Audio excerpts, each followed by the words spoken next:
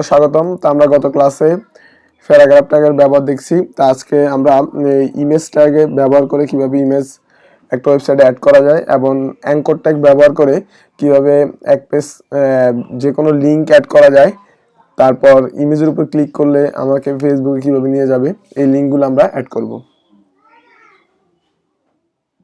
তো আগেই আমরা কোড এডিটরে আমাদের ফাইলগুলা নিয়ে গেলাম।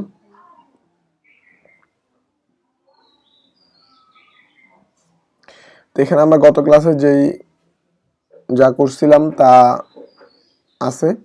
আমরা এখন তারপর থেকে শুরু করব। আমরা এরপর একটা ইমেজ ট্যাগ নিব।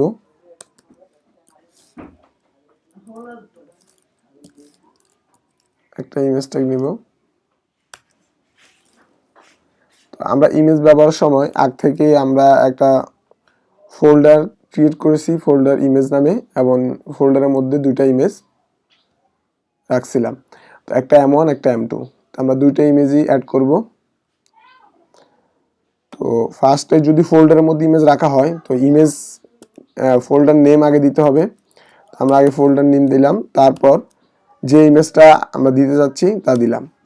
আর এখানে ALT মানে অল্টারনেট, এটা হলো যদি আমাদের ইমেজ কখনো ওয়েবসাইটে না পায় তখন আমরা তখন একটা ক্লায়েন্ট যখন আমার কাছ থেকে সাইটটা ডেভেলপ করার পরে ইমেজ সেট করতে যাবে, তখন দেখলো যে ইমেজটা পাচ্ছে না, তখন ওখানে কি ইমেজ বসাবে ওই নামে, আমি যেই নামে আমার ইমেজটা ওই নামটা দিয়ে দিব। তো আমাদের যেহেতু M1 নামে ইমেজ, তো আমি এখানে M1 দিয়ে দিলাম, বা এখানে অ্যাবাউট ইমেজ থাকলে অ্যাবাউট ইমেজ, যে ইমেজ নাম দেওয়া হয় আর কি তা দিয়ে দিলে হবে।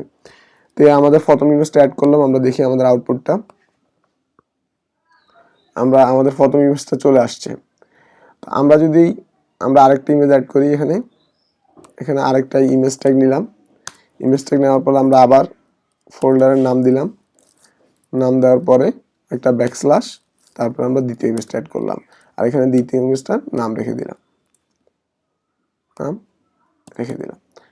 তো আমাদের যদি ইমেজ যখন পাবে না তখন আমাদের এই M2 দেখাবে, নামটা দেখাবে, তার আগে দেখাবে না। আমরা তাও দেখব। আমরা আউটপুটটা দেখে আসি। এই আমাদের প্রথম ইমেজ এবং আমাদের দ্বিতীয় ইমেজ, দুইটা ইমেজ এখানে চলে আসছে। আমাদের প্রথম ইমেজ এবং আমাদের দ্বিতীয় ইমেজ। তো আমরা দেখি, আমরা যদি আমাদের দ্বিতীয় ইমেজটা না পাই, আমরা দ্বিতীয় ইমেজটা এখানে বাদ দিয়ে দিই। আমাদের কি দেখায়, দ্বিতীয় ইমেজটা আমরা বাদ দিয়ে দিলাম। আমরা যদি এখন আউটপুট দেখি, আমরা দ্বিতীয় ইমেজের জায়গায় M2 দেখতে পাবো। আমাদের প্রথম ইমেজ আছে আর দ্বিতীয় ইমেজের জায়গায় এখানে এই M2 আছে। এইভাবে আমরা একটা সাইডে ইমেজ অ্যাড করব। আমরা এখন ইমেজ অ্যাড করার পর আমরা এখানে ইমেজের সাথে একটা ইমেজের উপর ক্লিক করলে আমাদেরকে গুগলে নিয়ে যাবে। এই লিঙ্কটা করব। তো আমরা লিঙ্ক করার জন্য আমরা ব্যবহার করে থাকি অ্যাঙ্কর ট্যাগ বা এ ট্যাগ। অ্যাঙ্কর ট্যাগ, এখানে আমরা অ্যাঙ্কর ট্যাগের ভিতরে একটা ইমেজ ট্যাগ নিব, এবং ইমেজ M2 দিলাম, আর এখানে M2। তা আমরা এখানে গুগলে নিয়ে যাওয়ার জন্য আমরা গুগলের লিঙ্কটা এখান থেকে কপি করে আনবো।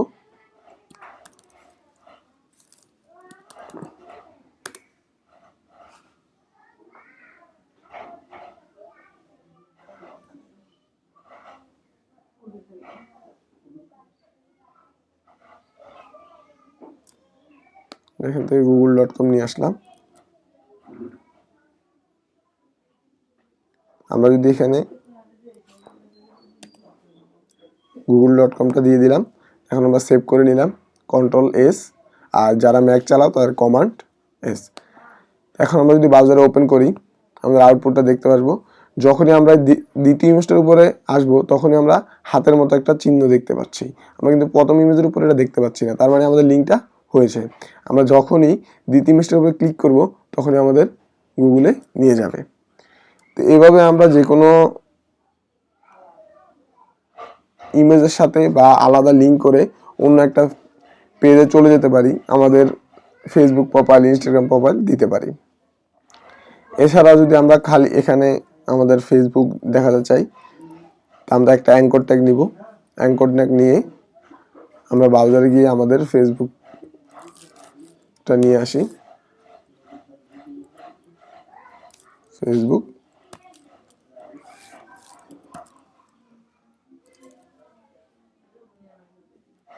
আমাদের এখান থেকে ফেসবুকটা নিয়ে আসলাম কপি করে। আমরা যদি এখানে পেস্ট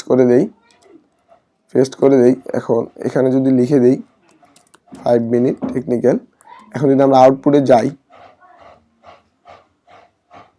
যাই আমরা এখানে দেখতে পাচ্ছি, এখানে 5 মিনিট টেকনিক্যাল দেখতে পাচ্ছি এবং আমরা এই 5 মিনিটে যখন 5 মিনিট টেকনিক্যাল ক্লিক করব তখন আমাদের 5 মিনিট টেকনিক্যাল ফেসবুক পেজে নিয়ে যাবে। এভাবে আমরা অ্যাঙ্কর ট্যাগ ব্যবহার করে বিভিন্ন লিঙ্ক অ্যাড করতে পারি। আজ এই পর্যন্তই। সবাই ভালো থাকবে, সুস্থ থাকবে। Stay safe, stay home.